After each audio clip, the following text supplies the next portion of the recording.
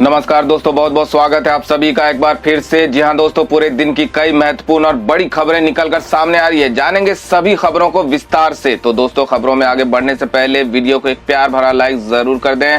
और मध्य प्रदेश चुनाव को लेकर बड़ी खबर निकल के आ रही है कि बीजेपी की 39 प्रत्याशियों वाली दूसरी लिस्ट जारी हो चुका है। 3 केंद्रीय मंत्रियों को भी टिकट। बता दें कि मध्य प्रदेश विधानसभा चुनाव की उल्टी गिनती शुरू हो गई है, जिसकी तैयारियां में सभी दल लगे हुए हैं। इसी बीच सोमवार शाम बीजेपी ने अपने प्रत्याशियों की दूसरी लिस्ट जारी की, जिसमें 39 नेताओं के नाम हैं। इस बार कई जगहों पर बड़ा उलटफेर भी देखने को मिला, क्योंकि पार्टी ने 7 सांसदों को भी टिकट दिया है। बीजेपी ने नई लिस्ट के मुताबिक पार्टी के दिग्गज नेता कैलाश विजयवर्गीय इंदौर विधानसभा 1 से चुनाव लड़ेंगे, जबकि दिमनी से केंद्रीय मंत्री नरेंद्र सिंह तोमर को उम्मीदवार बनाया गया है। वहीं नरसिंह से प्रहलाद पटेल मैदान में उतारे गए हैं। इसी तरह फग्गन सिंह कुलिस्ते निवास विधानसभा से चुनाव लड़ेंगे। इससे पहले बीजेपी ने अपनी पहली लिस्ट 17 अगस्त को जारी की थी। उसमें भी 39 ही उम्मीदवारों के नाम थे। ऐसे में देखा जाए तो पार्टी अब तक कुल 78 उम्मीदवारों की घोषणा कर चुकी है। मध्य प्रदेश विधानसभा में कुल 230 सीटें हैं, जिसमें बहुमत का आंकड़ा 116 है। पिछले चुनाव में कांग्रेस ने अच्छा प्रदर्शन किया और 114 सीटें जीती, जबकि बीजेपी 109 पर ही सिमट गई थी। वहीं बसपा ने 2 और अन्य दलों ने 5 सीटों पर जीत हासिल की थी। कांग्रेस ने अन्य और बसपा के समर्थन से सरकार का गठन किया, साथ ही कमलनाथ को मुख्यमंत्री बनाया। हालांकि सरकार 15 महीने में ही गिर गई थी। उस वक्त ज्योतिरादित्य सिंधिया की अगुवाई में कई विधायकों ने बगावत कर दी थी, जिसके बाद शिवराज सिंह चौहान फिर से सीएम बने थे। लोकसभा चुनाव से पहले भाजपा को लगा झटका। दक्षिण में छोड़ गया एक बड़ा साथी। एआईएडीएमके ने तोड़ा गठबंधन। बता दें कि लोकसभा चुनाव से पहले भाजपा को बड़ा झटका लगा है। दक्षिण में एनडीए को उसके एक बड़े साथी ने साथ छोड़ दिया है। एआईएडीएमके ने भाजपा के साथ गठबंधन खत्म करने का ऐलान कर दिया है। अन्ना द्रमुक ने घोषणा की कि भाजपा के साथ गठबंधन हमेशा हमेशा के लिए खत्म। अन्ना द्रमुक के उप समन्वयक केपी मुनुसामी ने कहा कि बैठक में एआईएडीएमके के सर्वसम्मति से एक प्रस्ताव पारित किया। एआईएडीएमके आज से भाजपा और एनडीए गठबंधन से सारे रिश्ते तोड़ रही है। उन्होंने कहा कि भाजपा का राज्य नेतृत्व पिछले 1 साल से लगातार हमारे पूर्व नेताओं, हमारे महासचिव, ईपीएस और सारे हमारे कार्यकर्ताओं के बारे में अनावश्यक टिप्पणी कर रहा है। वहीं एआईएडीएमके पार्टी द्वारा भाजपा और एनडीए से अलग होने के बाद पार्टी कार्यकर्ताओं ने चेन्नई में पटाखे फोड़े। बीजेपी सांसद रमेश बिधूरी के खिलाफ कार्रवाई में देरी को लेकर दानिश अली ने उठाए सवाल। कहा कोई। बता दें कि बहुजन समाजवादी पार्टी सांसद दानिश अली को लेकर आपत्तिजनक शब्दों का इस्तेमाल करने के मामले में बीजेपी सांसद रमेश बिधूरी लगातार विवादों में बने हैं। इसी कड़ी में सोमवार को सांसद दानिश अली ने रमेश बिधूरी के खिलाफ कार्रवाई में देरी को लेकर सवाल उठाए हैं।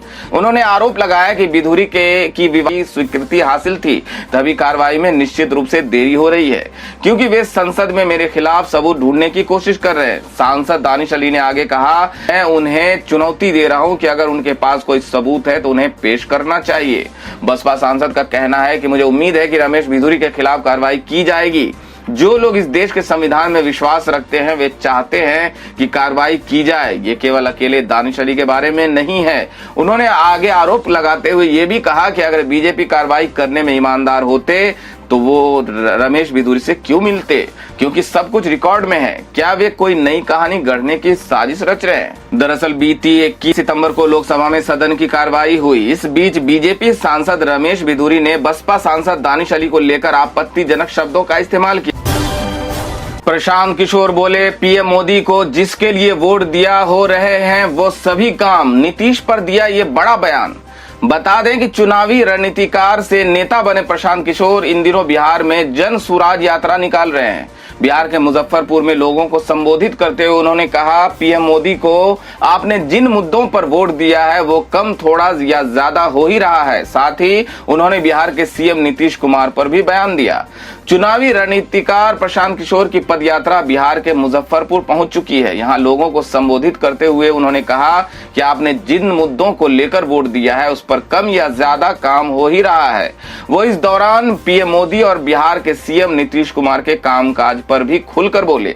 मुजफ्फरपुर में जन सुराज यात्रा के दौरान लोगों को संबोधित करते हुए प्रशांत किशोर ने नरेंद्र मोदी पर तंज कसते हुए कहा, हम बिहारियों ने अपने घर में 5 किलो अनाज के लिए ही पीएम मोदी को वोट दिया। भले ही राज्य में भ्रष्टाचार और चोरी के कारण इसमें कुछ कटौती हो रही है, लेकिन कम से कम 4 किलो अनाज तो आप ले ही रहे हैं। हम लोगों ने राम मंदिर बनाने के लिए वोट दिया है। यहाँ बिहार में सड़क, स्कूल, नाली और फैक्ट्री बने या न बने, लेकिन अयोध्या में भगवान राम का भव्य मंदिर बन रहा है। आगे उन्होंने कहा कि हम बिहारियों ने मोदी को घर घर एलपीजी सिलेंडर देने के लिए वोट दिया और वो भी मिल रहा है, फिर चाहे उसकी कीमत कितनी भी क्यों ना बढ़ गई हो।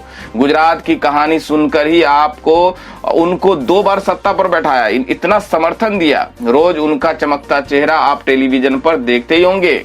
गुजरात में वो बुलेट ट्रेन चलवाने की बात कर रहे हैं और आपके बच्चे वहां जाकर मजदूरी कर रहे हैं। प्रधानमंत्री मोदी के बाद प्रशांत किशोर ने नीतीश कुमार पर तंज कसते हुए कहा कि नीतीश कुमार, हमने बिजली, हर घर बिजली लाने के लिए वोट दिया और बिजली आ भी रही है, भले ही ये कितनी भी महंगी मिले। हम बिहारी अपने लिए वोट देते कहाँ हैं? जात पात देखकर विधायक चुनते हैं तो काम कोई नहीं करेगा। बिहार में हर घर आजकल जाति जनगणना की बात हो रही है। स्कूल, कॉलेज, अस्पताल के लिए बात कौन कर रहा है? जो आपके नेता इस पर काम करेंगे। प्रशांत किशोर ने आगे कहा, यही बात आपको समझाने के लिए हम कई महीनों से पैदल चल रहे हैं। अगर आप अपने बच्चों की चिंता नहीं करेंगे तो कोई नेता या कोई दल आपके बच्चों की चिंता नहीं करेगा। तालियों की गड़गड़ाहट और जय श्री राम के नारों के बीच पैगंबर विवाद के बाद पहली बार यूं सामने आई नुपुर शर्मा। बता दें कि पैगंबर के बाद से अंडरग्राउंड भारतीय जनता पार्टी की पूर्व नेता नुपुर शर्मा पहली बार सामने आई हैं। वो फिल्म द वैक्सीन वॉर को प्रमोट करने के लिए आयोजित एक इवेंट में शामिल हुई। इस दौरान उन्होंने भारत माता की जय के नारे भी लगाए। नुपुर 1 साल से अधिक समय तक सार्वजनिक जीवन से दूर रहीं। यहाँ तक कि पिछले साल जून के बाद से वो सोशल मीडिया से भी गायब हो गई थी। नुपुर शर्मा फिल्म के डायरेक्टर विवेक अग्निहोत्री और स्टार कास्ट के साथ मौजूद थीं।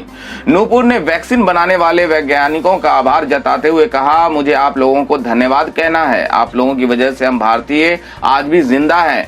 आपको हृदय की गहराइयों से आभार। फिल्म के डायरेक्टर विवेक अग्निहोत्री मन से कहते हैं कि मैं बहुत खुश हूं कि हम महिला के बारे में बात कर रहे हैं, महिलाओं के साहस और भूमिका की। मैं एक साहसी महिला को बुलाना चाहता हूं जो दुर्भावपूर्ण मकसदों की वजह से अपने घर में कैद रहने के बाद पहली बार सामने आई हैं। दर्शकों के बीच पीछे की पंक्ति में बैठी नुपुर शर्मा के उठते ही तालियों की गड़गड़ाहट के बीच जय श्री राम के नारे लगाए जाते हैं। मुस्लिम छात्र को पिटवाने पर सुप्रीम कोर्ट का फटकार, कहा कि सरकार की अंतरात्मा हिल जानी चाहिए। बता दें कि उत्तर प्रदेश के शामली के एक निजी स्कूल में मुस्लिम बच्चे की अन्य छात्रों से पिटवाई करवाने के मामले में सुप्रीम कोर्ट ने तीखी टिप्पणी की है। अदालत ने कहा है कि यदि आरोप सही है तो फिर इस घटना से सरकार की अंतरात्मा हिल जानी चाहिए। इस मामले में आरोप है कि स्कूल की प्रिंसिपल तृप्ता त्यागी ने एक मुस्लिम बच्चे को दूसरे छात्रों से पिटवाया था और उसे लेकर सांप्रदायिक टिप्पणियां भी की थी। इस मामले जमकर बवाल हुआ था, लेकिन अंत में बच्चे के परिजनों और प्रिंसिपल के बीच समझौते की बात सामने आई थी। सुप्रीम कोर्ट ने यह भी राय दी कि जांच की निगरानी के लिए एक सीनियर आईपीएस अधिकारी को तैनात किया जाना चाहिए। अदालत ने इस मसले को गंभीर और चिंताजनक बताते हुए कहा कि ये तो जीवन के अधिकार से जुड़ा मामला है। अदालत ने इस मामले की अगली सुनवाई 30 अक्टूबर को तय की। इसके साथ ही यूपी सरकार से इस बात को लेकर जवाब मांगा है कि अब तक उसने घटना में शामिल रहे बच्चों की काउंसलिंग के लिए क्या किया। सुप्रीम कोर्ट ने मुजफ्फरपुर पुलिस की ओर से दर्ज एफआईआर को लेकर भी सवाल उठाया और कहा कि बच्चे के पिता ने जो आरोप लगाए थे वे तो इसका हिस्सा ही नहीं है। बच्चे के पिता ने दावा किया था कि उनके बेटे को उसके मजहब के वजह से पीटा गया था। वहीं एफआईआर में ऐसी बात शामिल नहीं है। अदालत ने कहा कि जब हम गुणवत्तापूर्ण शिक्षा की बात करते हैं तो उसमें संवेदनशीलता भी आती है। इस मामले में उसका उल्लंघन किया गया। उत्तर प्रदेश सरकार ने इस मामले को लेकर कहा था कि यह घटना सांप्रदायिक नहीं थी, लेकिन इसे बढ़ा चढ़ाकर पेश किया गया। बता दें कि अदालत ने 6 सितंबर को इस केस में यूपी सरकार को नोटिस जारी कर जवाब मांगा था। बेंच ने सरकार से पूछा गया था कि आखिर मामले में क्या एक्शन लिया गया और बच्चे के परिवार के संरक्षण के लिए क्या किया गया। समाजवादी पार्टी नेता का बड़ा दावा, कहा इंडिया गठबंधन की सरकार बनी तो सपा चीफ अखिलेश यादव बनेंगे प्रधानमंत्री। बता दें कि देश में अगले साल होने वाले लोकसभा चुनाव से पहले देश में इंडिया गठबंधन बनाने की कवायद चल रही है। इसकी कई बैठक भी हो चुकी है, लेकिन अंतिम अंजाम पर पहुंचने से पहले ही अब पीएम बनने के दावे भी होने लगे हैं। सपा नेता ने दावा किया है कि यदि इंडिया गठबंधन की सरकार बनी तो सपा चीफ अखिलेश यादव ही पीएम बनेंगे। बता दें कि दरअसल सपा के नेता काशीनाथ यादव ने ये बयान दिया है। उन्होंने कहा कि गठबंधन की सरकार बनी तो अखिलेश ही प्रधानमंत्री बनेंगे।